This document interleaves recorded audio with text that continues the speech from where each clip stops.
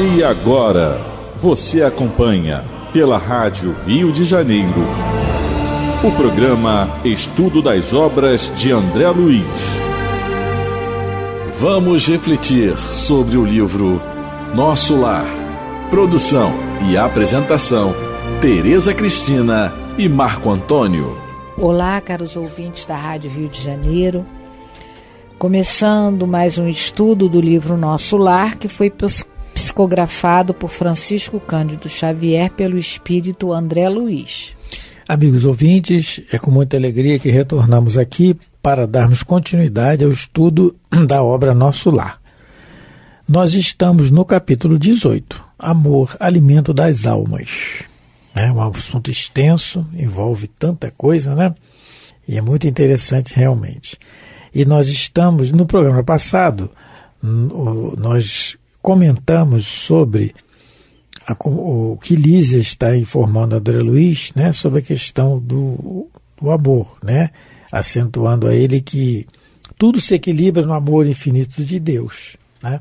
Então, deu o exemplo de que o verme nutre-se da terra e que o animal colhe a planta, os elementos da manutenção e a criança sugando o seio materno, né? E que ao homem, quando colhe o fruto do vegetal e transforma de acordo com a exigência do paladar, né, serve-se a mesa do lar. Mas nós comentamos, para que aquele vegetal tenha a mesa, foi necessário todo um processo que a natureza tem, criado por Deus, que é amor, como diz João no seu Evangelho. Então, concluindo com isso, que nós todos estamos envolvidos nesse halo divino, que é o amor. E aí, no final, né, Tereza, do parágrafo, nós chegamos a ler o final, né? Nós outros... Lemos o parágrafo 7º, lemos. Mas vamos aqui... Nós só comentamos que Deus nos alimenta sempre, e falamos sobre o caso da Poliana no livro Ação e Reação. Sim, isso. Nós citamos finalmente no caso da Poliana, que está no livro Ação e Reação, capítulo 13, Débito Estacionário. A Poliana, ela está encarnada em processo expiatório com seu filho Sabino, que é totalmente deformado. E eles estão num local ermo, né? Bem ermo, numa palhoça, no casebre, e estão tendo necessidades fisiológicas para se alimentar, para se nutrir. E ela tem que ficar encarnada, né? E o equilíbrio dela orgânico está declinando. E aí o Silas, que é o instrutor aqui do livro, ele vai até lá, faz a sua oração, ele vê um cântaro de água, um pouco de água. Ele faz a prece e o André Luiz vê surgindo 5 flâmulas ao longe, a natureza se aproximando. São 5 espíritos que conseguem tirar da natureza a medicação necessária e fluidificar a água para que ela beba. O Silas dá um passe na glote dela e ela bebe, e também no Sabino. E aí eles conseguem se reerguer. Vão continuar, né? E aí até vou ler aqui o finalzinho que ele diz, ó. Em rápidos minutos, energias imponderáveis da natureza associadas aos fluidos de plantas medicinais foram trazidos à nossa enferma, que as inalava a longos sorvos, e em tempo breve vimos Poliana surpreendentemente refeita, pronta a retomar o envoltório para a necessária restauração. E aí o André Luiz fala, é muito bonito que ele fala em seguida: ricos da terra, onde o poder de vossas arcas abarrotadas de ouro ante a simples fulguração de uma prece, onde a grandeza de vossos palácios, recheados de fausto e pedraria, confrontada com um simples minuto de reverência da alma, em comunhão com a paternidade de Deus na majestade do céu. Né? É um poema que ele faz pela prece que o Silas fez. Né?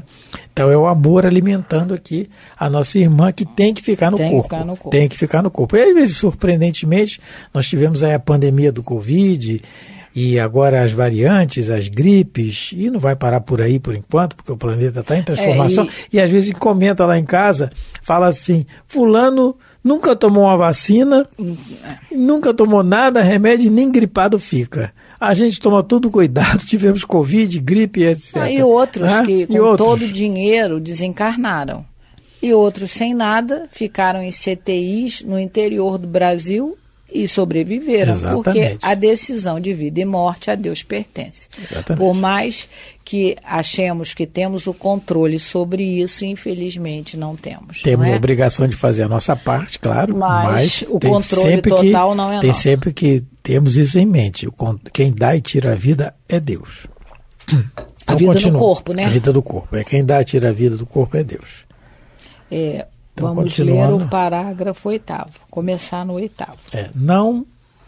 Não esqueçamos, todavia, a questão dos veículos, acrescentou a senhora Laura. Aqui, veículo, ele está se referindo aos corpos. Aos corpos, né? Porque, no fundo, o verme, o animal, o homem e nós dependemos absolutamente do amor. Todos nos movemos nele e sem ele não teríamos existência. É aquilo que nós colocamos. Se nós estamos comendo alguma coisa, nossa alimentação diária, né? Nosso arroz, nosso feijão, nossa salada, aquilo nasceu da natureza, que ela é regida pelas leis que Deus criou. E como diz João no seu Evangelho, Deus é amor. Logo, as suas leis são leis de amor. No momento que as leis que Deus criou para que aquele vegetal florescesse, viesse para ou mesmo o animal viesse para a nossa mesa, foi através dessas leis. Por isso ela está dizendo aqui, né? Todos nos movemos nele e sem ele não teríamos existência. E ela está copiando Paulo. Isso. Porque Paulo, em Atos dos Apóstolos, capítulo 17, versículo 28, Paulo coloca: vivemos e nos movemos em Deus e nele temos o nosso ser. Então, Dona Laura, repetindo Paulo de Tarso, no livro Atos dos Apóstolos, que fala a mesma coisa, que ele faz esse discurso dele em Atenas, no Areópago de Atenas.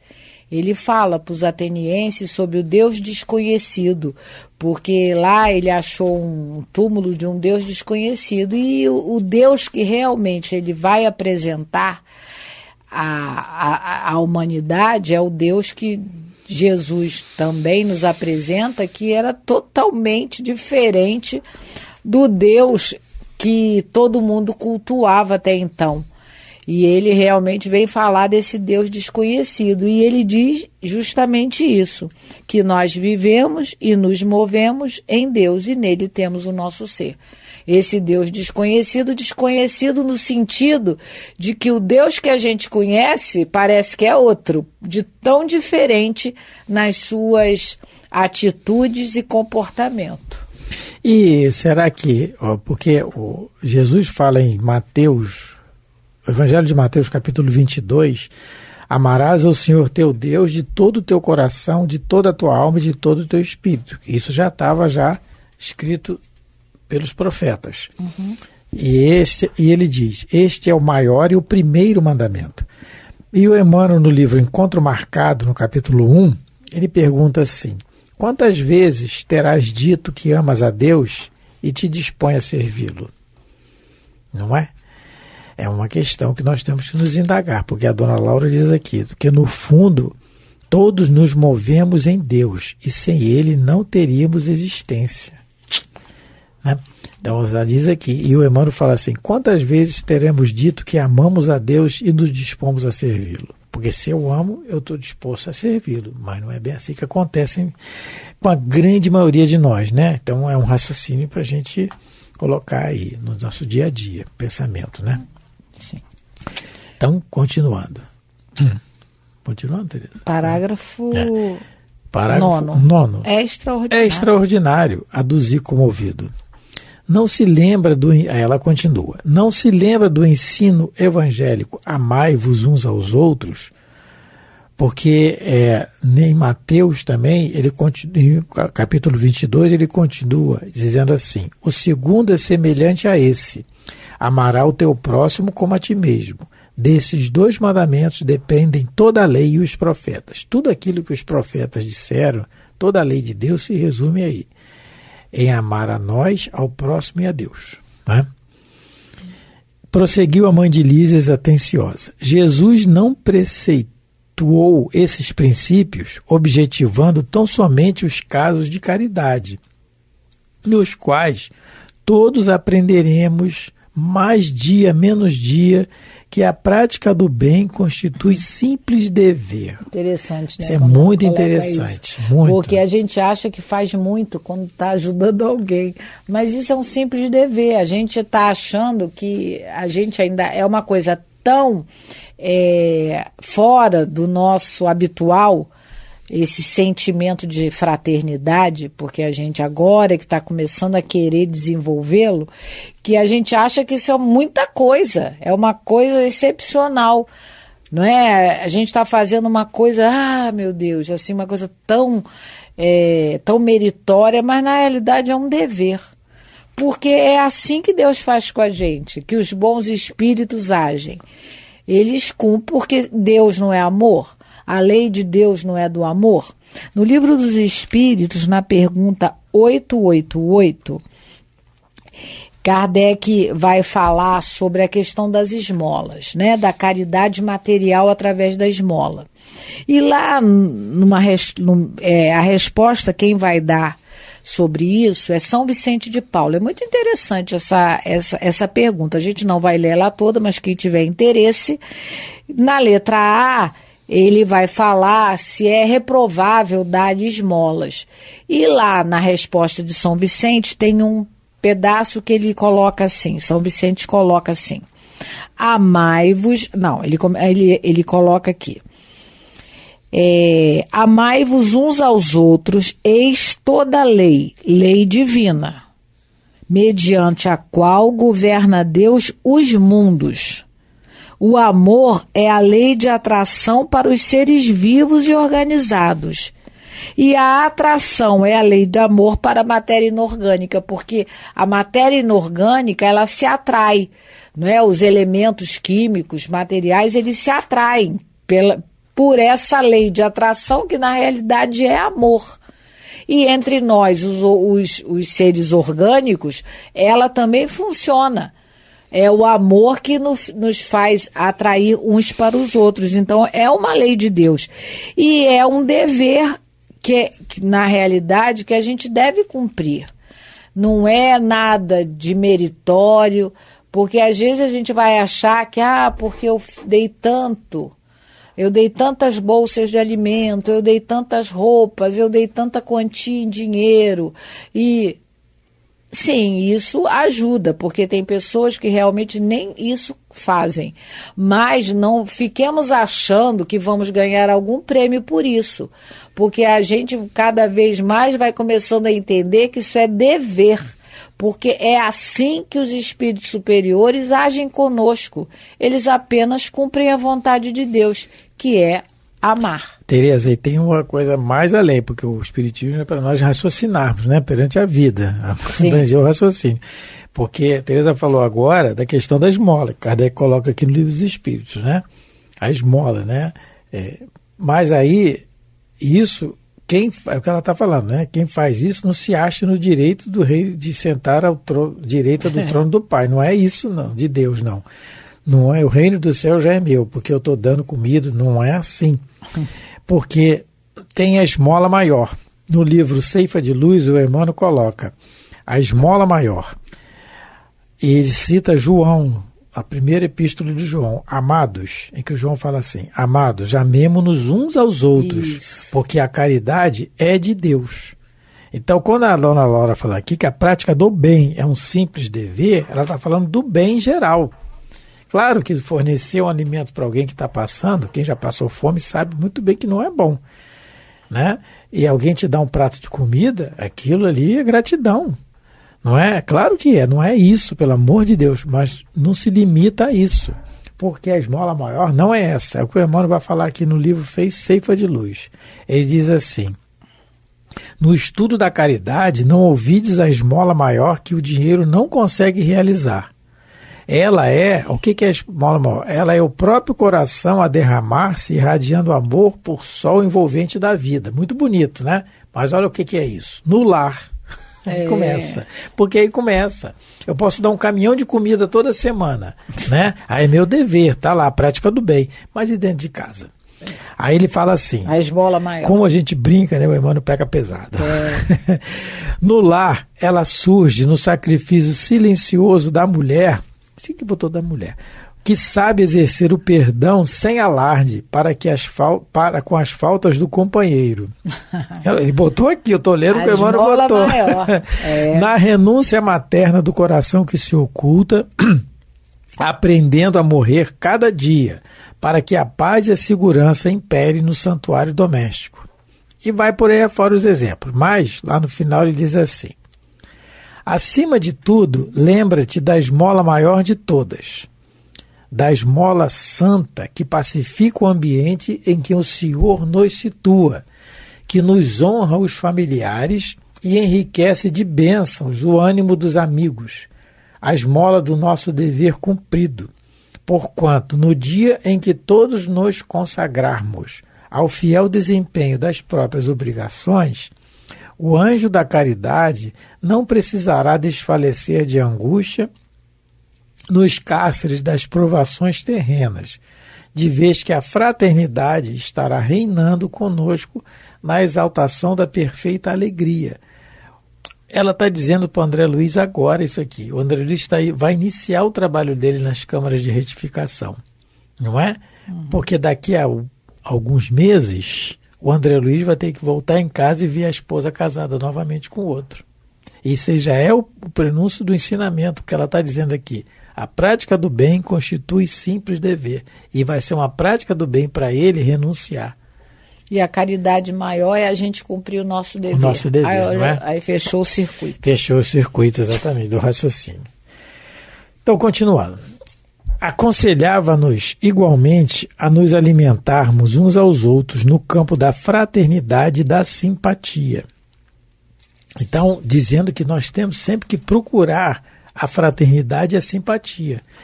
Só que a procura vai ser maior no ambiente que não tem a fraternidade e a simpatia. Aí vai ser a nossa, né, o nosso arado ali naquela terra inóspita, né? Sim. O homem encarnado saberá mais tarde que a conversação amiga, o gesto afetuoso, a bondade recíproca, a confiança mútua, a luz da compreensão, o interesse fraternal, patrimônios que se derivam naturalmente do amor profundo, constituem sólidos alimentos para a vida em si. É a satisfação que nós vamos sentir isso aí diária, assim, normalmente um dia, né? Vamos ter esse aprendizado de que nós sejamos essa luz da compreensão no ambiente que nós tivermos. Isso vai nos alimentar, como isso ela vai coloca aqui. Exato. Isso vai ser o amor, alimento da alma. É o amor, é a bondade, a confiança, o interesse fraternal. E isso já acontece no mundo espiritual. Na pergunta 980, quando Kardec pergunta aos espíritos se o laço de simpatia que une os espíritos da mesma ordem constitui para eles uma fonte de felicidade. Aí os espíritos respondem: os espíritos entre os quais a recíproca simpatia para o bem encontram na sua união dos maiores gozos, visto que não receiam vê-la turbada pelo egoísmo. Formam, no mundo inteiramente espiritual, famílias pela identidade de sentimento, consistindo nisso a felicidade espiritual, do mesmo modo que no vosso mundo vos grupais em categorias e experimentais certo prazer quando vos achais reunidos, na afeição pura e sincera que cada um vota aos outros e de que é, por sua vez, objeto, tem eles um manancial de felicidade, porquanto, lá no mundo superior, não há faltos amigos nem hipócritas. Então, quando a gente souber se alimentar numa conversação amiga, com gesto afetuoso, com uma bondade, confiança e interesse fraternal, a gente vai começar a ser feliz. Porque no mundo espiritual superior isso já existe. Nós aqui, enquanto encarnados, é que precisamos, né, que temos lá as nossas limitações, porque temos ainda o sentimento de egoísmo e orgulho muito aflorados ainda, a gente ainda não consegue se alimentar bem, porque a gente não ama, a gente está sempre faminto. Na realidade é essa. A gente está sempre faminto em busca e achando que as coisas materiais podem nos preencher, mas não podem, porque a nossa alma não se alimenta de coisas materiais, a nossa alma se alimenta de sentimentos. Quanto mais bons sentimentos a gente desenvolver por nós e pelo outro, né, porque é amar o próximo como a si mesmo, cada vez mais a gente vai se sentir bem, vai se sentir satisfeito na sensação de plenitude. Isso que a Teresa está falando é bem comprovado quando a gente está muito chateado, estado depressivo, a comida não desce direito, faz até mal. Porque o que nos alimenta realmente é o sentimento. Não tá é? faltando alguma coisa ali. Está faltando ali. alguma coisa ali. Não é? Isso, aí ela está, né, a dona Laura. É a dona Laura ou é que é Ulisses? Não, Ulisses, eu acho que é Ulisses. Não, não, dona Laura. É, dona Laura. Dona Laura, desculpa. É, porque hoje tá todo mundo conversando, todo mundo né? Em casa. Dona Laura, fofocada, o André Luiz e a irmã, né? Tá todo mundo lá numa aqui, conversa interessante, sadia. Tá todo mundo se alimentando porque ela exatamente. falou, ela não tá dizendo que a conversação amiga é alimento, mas quem ainda, como eu já coloquei no programa passado, quem ainda se alimenta, gosta, tem prazer das coisas ruins, negativas, vai se alimentar de fofoca. Não é? Vai se alimentar dessas conversas, porque nós são temos conversas aí hoje em dia chulas. as redes sociais aí promovendo cada vez mais isso. Mas é o que tem que ser mesmo realmente. A alimentação Jesus chula. permite essa tecnologia agora para que nós provemos para nós mesmos se já estamos em condições de passar por isso ou não é? Então é isso. Agora, interessante, Teresa, que ela fala assim, ó, a bondade recíproca, confiança mútua e a luz da compreensão. O interesse fraternal. O que nós sentimos ainda, por enquanto, é o interesse pessoal. Não é o fraternal. Na pergunta de número 895, eu gosto muito dessa pergunta. É verdade. Que está aqui. Allan Kardec pergunta assim, postos de lado os defeitos e os vícios acerca dos quais ninguém se pode equivocar, qual o sinal mais característico da imperfeição nossa? Qual o nosso sinal mais característico? Posto de lado todos os defeitos, né? O egoísmo, o orgulho, a vaidade, né? A gula e vai por aí fora. Qual o sinal mais característico? O que é sinal mais característico da imperfeição? Aquilo que estampa mais é o interesse pessoal, porque é o bem para nós. Depois para nós, e depois para nós de novo. Se sobrar um pouquinho para o outro, isso é o quê? Egoísmo, interesse pessoal. E ele continua a resposta. Frequentemente, as qualidades não resistem à pedra de toque. Pode um homem possuir qualidades reais que levem o mundo a considerá-lo homem de bem. É um esforço que ele faz. Qualidades reais que ele já adquiriu muitas vezes. Mas, enquanto assinala essas qualidades um progresso, nem sempre suportam certas provas. E às vezes basta que se fira a corda do interesse pessoal para que o fundo fique a descoberto. Então, muitas vezes, uma situação que nós achamos que somos, já passo por isso tranquilo, mas muitas vezes nós escorregamos. Isso é o autoconhecimento que nós temos que ter, né? Então, no momento que a dona Laura fala aqui que o homem encarnado, que nós encarnados, esses fatores aqui que vão alimentar realmente a nossa alma, nós temos que nos conhecer para ver até que ponto, a que distância nós estamos dele. Nós temos que nos conhecer. Nosso amigo Paulo Renato gosta de falar nas suas preces, né, Teresa? Não nos vangloriemos, né? com virtudes que ainda não possuímos. Né? Muitas vezes nós nos enganamos por isso. Estamos no caminho, estamos na luta, cada um na sua luta interna, não é? Então, o relógio já está avançando novamente. A dona Laura ainda não acabou de falar. No próximo programa ela acaba. Não, acho que não. Acho que ainda não. Esse capítulo ainda vai dar alguns A conversa está boa lá na casa. Eles estão se alimentando bem. Bem. Um abraço a todos. Fiquem com Deus. Muita paz. Muito obrigado pela atenção, pelo carinho. Fiquem com Deus. A Rádio Rio de Janeiro apresentou o programa Estudo das Obras de André Luiz. Produção e apresentação, Tereza Cristina e Marco Antônio.